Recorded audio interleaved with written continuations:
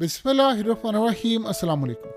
ये ज़रा आप देखिए, ये इसराइल का असल में कमांड एंड कंट्रोल सेंटर है और यहाँ से असल में मॉनिटर किया जा रहा है इस वक्त मुकम्मल तौर पर हाइफा को, जहाँ पर लिबनान ने हमला करना है। और वहाँ पर सूरत हाल ये है कि एक एक जगह को मॉनिटर वो कर रहे हैं कि यहाँ से अगर ज़रा सी भी चूक हुई तो पूरे का पूरा हाइफा शहर उड़ा दिया जाएगा। यानी ये वो असल में इनका कमांड एंड कंट्रोल सेंटर है। इसमें उन्होंने काम ये किया हुआ है कि बंकर्स भी बनाए हुए हैं, वहाँ पर जाना कैसे है, जनरेटर्स रखे हैं, एसी रखा हुआ है, एक एक जगह पर 50-50 लोगों के लिए बंकर्स रखे हुए हैं। और हाइफा के मेयर के बाद यानी जो ऐलान उसने किया है कि भाई लोग घरों से ना निकले, इस वक्त हालत ये हो चुकी है कि ये वो मनाजिर हैं कि 24 घंटे यहाँ पर लोग काम कर रहे हैं और डबल शिफ्ट में लगाकर काम कर रहे हैं। यानी पूरी तरह वहाँ पर जितने भी लोग हैं, अब इनके ऊपर है कि इन्होंने मॉनिटर करके बताना। देखिए, एक तो है रेडार सिस्टम की तो आपको पता है हालत क्या है कि वो मुकम्मल तौर पर बीट हो रहा है। ये असल में वो सिस्टम है जो इंडिकेट ये कर रहा है कि इस वक्त इनकी सूरत हाल किस लेवल पर जा रही है, हमला होगा नहीं होगा, सूरत हाल क्या होगी, ये आप सबको पता है। लेकिन यहाँ से असल में वो कंट्रोल कर रहे हैं। अब ये मामला तब हुआ है जब लिबनान में एक डेलीगेशन भेजा है अमेरिका ने और कहा है उन्होंने कि भाई आप हमला ना करें। उन्होंने कहा जी नहीं, हमला तो हम करने के लिए जा रहे हैं, आपने देर कर दी है। और गालिबन यहाँ से बैठकर अब वो रोकने जा रहे हैं कि 3000 के करीब रॉकेट्स, मिसाइल और ड्रोन्स। असल में इनको काफ़ी झाड़ बिलाई थी कि आप यहाँ से बैठकर मॉनिटर कर रहे हैं और फिजा में कोई ड्रोन आ रहा है, कोई सूरत हाल आ रही है, इनको पता नहीं चला। अब यहाँ पर धड़ाधड़ लोगों की कॉल्स आ रही हैं और डेली बेसिस पर सैकड़ों हज़ारों कॉल्स इनको मसूल होती हैं, जिसमें पूछते हैं कि बताएं बॉम्ब शेल्टर कहाँ पर है, हम कहाँ पर जा सकते हैं। ये पूरे का पूरा शहर यहाँ से बैठकर यानी मेन जो सारे एरियाज़ हैं वो सारा कुछ बैठकर मॉनिटर कर रहे हैं। इनकी एक गलती हुई तो आप ये समझ रहे हैं कि हाइफा शहर उड़ा दिया जाएगा। दूसरी जानिब आप ये देखिए कि इस वक्त आर्मी चीफ ने अपने जवानों को बुलाया है और उनको बुलाकर ये कहा है कि देखिए, हम एक ऐसी जंग में जाने वाले हैं जो तारीख की सबसे ख़तरनाक जंग है। लिहाजा हमें नहीं पता कि मुल्क का मुस्तकबिल किस जानिब जा रहा है, लेकिन अब ये फैसला कुन जंग है और हमने इस जंग को हारना नहीं है। अमेरिका का जो डेलीगेशन आया है वो असल में लिबनान को रोकने के लिए आया है। यहाँ जो हमला होना है, जो इन्होंने मॉनिटर करना है बैठकर, ये सारी सूरत हाल देख रहे हैं, ये वो असल में जगह है कि जहाँ पर लिबनान ने हमला करना है। अब यहाँ से आप एक इंटरेस्टिंग सूरत हाल देखें। अब एक चीज़ असल में ईरान ने आज बताई है अमेरिका को। उन्होंने कहा है कि सिर्फ एक सूरत है, आप इसराइल को बचाना चाहते हैं, आप हमें कह रहे हैं कि आप हमला रोक दें। अरब ममालिक ने भी इनको कहा ईरान को कि आप हमला ना करें। फ्रांस ने कहा, बरतानिया ने कहा, सब ने कहा। उन्होंने कहा ठीक है, हम आपको एक मौका देते हैं, आप ये मौका अवेल कर लें, आप इस जंग को ख़त्म करवा दें और फिर उसमें इसराइल की फ़ौजों को कहे कि गज़ा छोड़कर चले जाए और वापस आपने नहीं आना, यह आपका नहीं है। लिहाजा इस सूरत हाल में आपके पास लास्ट मौका है। अगर आप ये काम कर सकते हैं तो फिर देन ये सूरत हाल सामने आ सकती है। अदरवाइज हमारी तरफ से मुकम्मल तौर पर इनकार है और ये जंग अब आखिरी मराहिल में दाखिल होने वाली है। हम फिर स्ट्राइक कर देंगे, फिर हम हाइफा शहर उड़ा दें, बाकी उड़ा दें, ये फिर आपके ऊपर है। आप ये सोचें कि जब ये सूरत हाल पैदा हुई है तो इसराइल की फ़ौज में और अवाम, दो जगहों पर ये लोग आए, उन्होंने कहा जी इस डील को एक्सेप्ट कर ले, हमें जंग नहीं चाहिए। क्योंकि इस वक्त इसराइल ने कहा है, उनके जो इस वक्त मीडिया के ऊपर चीज़ें आ रही हैं, वो कह रहे हैं कि ईरान हमारा मजाक उड़ा रहा है, हमारा खौफ और पैनिक।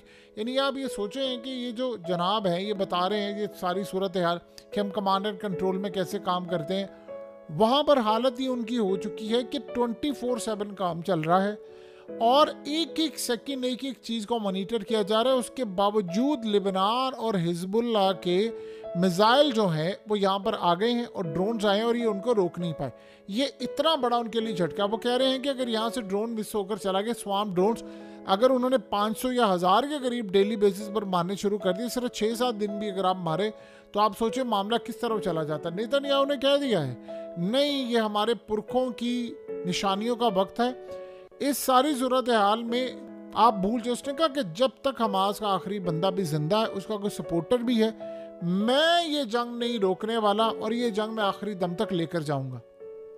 अमेरिका, बरतानिया और फ्रांस, इन्होंने असल में नेतन्याहू को कहा है कि तुम वो गलती करने के लिए जा रहे हो कि जिसके बाद इसराइल दोबारा हो सकता है अपना वजूद बरकरार ना रख सके, और हम भी सिर्फ एक हद तक तुम्हारी मदद कर सकते, उससे ज्यादा हम आगे नहीं बढ़ सकते। तो आप यहाँ से अंदाजा लगा सकते हैं कि इस असल में हुआ ये है कि मैक्रन ने जब कॉल की है ईरान के प्रेसिडेंट को, और उसने वहाँ पर ये कहा कि तुम लोग का डबल स्टैंडर्ड है, तुम लोग ऐसे हो, दोगले हो, मुनाफिक हो, तुम लोग हथियार भी देते हो इसराइल को, कोई और मुल्क करता तो तुम लोग को जमहूरियत याद आ जाती है। उसके बाद उन्होंने नेतन्याहू को कॉल की, फिर उसके बाद उसको कहा कि देखो मैंने उससे बातचीत कर ली है, सो लिहाजा अब आप इस डील को फाइनलाइज करें।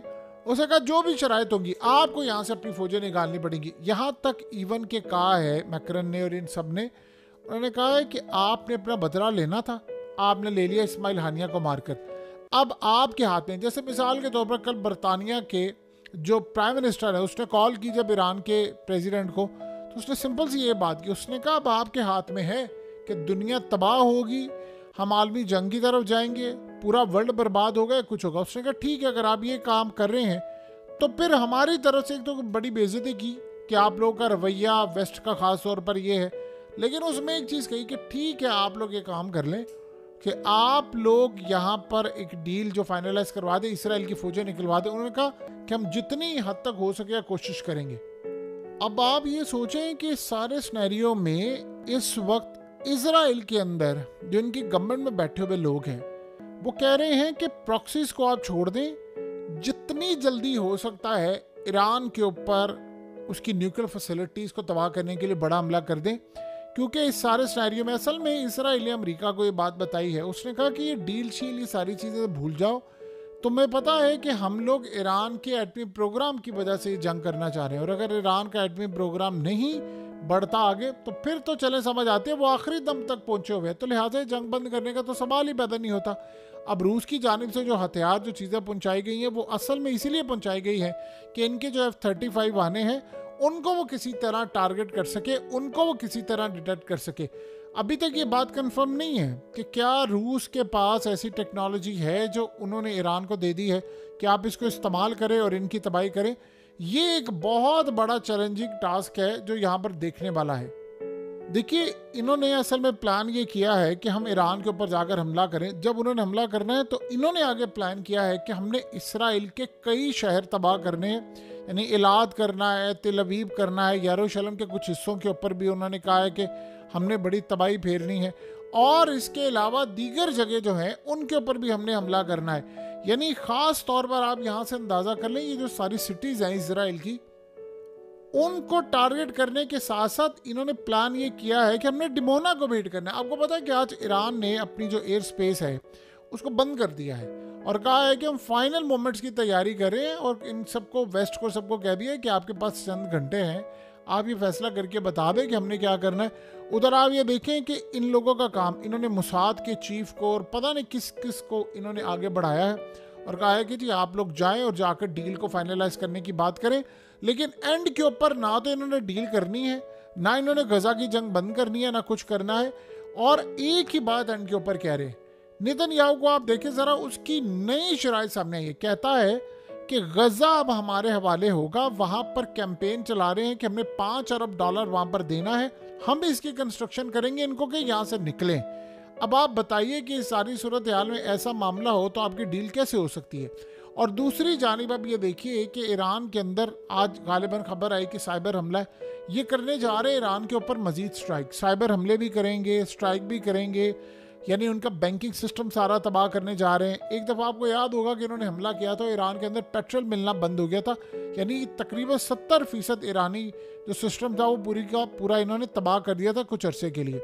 सो इस सारी सूरत हाल में जो मामला इस वक्त सामने देखने को मिल रहे हैं वो क्लियरली बता रहे हैं कि कितनी तबाही इनके यानी सर पर खड़ी है। देखिए इसराइल के अंदर इस वक्त सबसे बड़ा मसला ये पैदा हुआ है कि वहाँ पर बड़ी तादाद के अंदर IT और दीगर जगहों पर काम करने वाले जो लोग हैं उन्होंने अमेरिका का रुख कर लिया, बरतानिया का रुख कर लिया है, और वो कह रहे हैं कि हमें पता है कि हमारा और हमारे बच्चों का मुस्तकबिल नहीं। आप अंदाज़ा कर लें कि इस वक्त समर का टाइम चल रहा है, ख़त्म होने वाला, स्कूल दोबारा खुलने वाले हैं। अब वो कह रहे हैं कि हमें ये नहीं पता कि हमने अपने बच्चों को स्कूल भेजना है नहीं भेजना। और अगर यहाँ से कमांड एंड कंट्रोल सेंटर से पहले भी गलती हुई थी। आपको याद है कि जब ये तेल अवीव के ऊपर जाकर ड्रोन लगा था तो इन्होंने कहा कि ड्रोन इसलिए लगे, यानी यमन का जो ड्रोन था वो तेल अवीव पर जाकर लगा था, तो उस वक्त उन्होंने कहा था कमांड एंड कंट्रोल में बैठा हुआ शख्स जो था उसने गलती की। तो यहाँ से एक अगर गलती होती है किसी भी शख्स से, तो आप ये समझ लें कि हाइफा शहर पूरे का पूरा उड़ा दिया जाएगा।